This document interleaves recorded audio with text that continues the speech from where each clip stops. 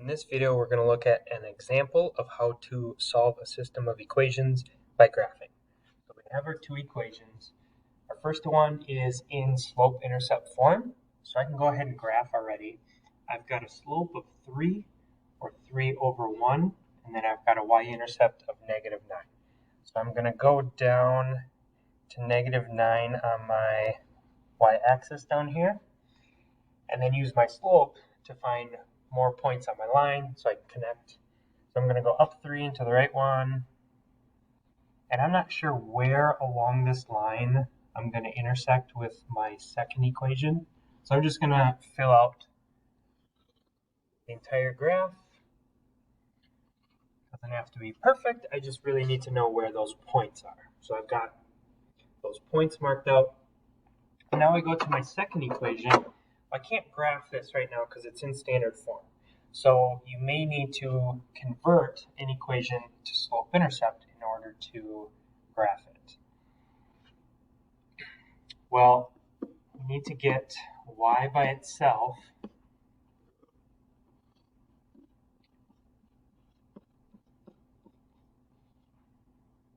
So after just a couple steps here, we have to divide each term on the right side separately. Normally we might just divide the entire right side of our equation by 2 and make one big fraction, but because we want this slope-intercept form, we need to know exactly what the slope and the intercept are.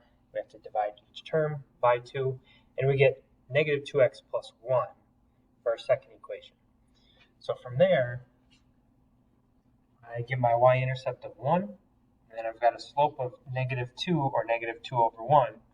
So I go down 2 and right 1, and if I happen to be going up and to the left, I'm going further away from the other line that I've already drawn. I want to go towards it because all I'm looking for is that intersection point. So if I continue one more time, down 2 and to the right 1, I get that point right there. That's really all I'm looking for. It's this intersection point here. And so my solution is going to be the ordered pair 2, -3. Now, you may have noticed that when we started, we've got two equations here that are not both written slope-intercept. So since we have y equals, we could have used substitution and not had to play around with the equations. But if you need to graph for whatever reason, you may need to convert to slope-intercept, and there's our solution.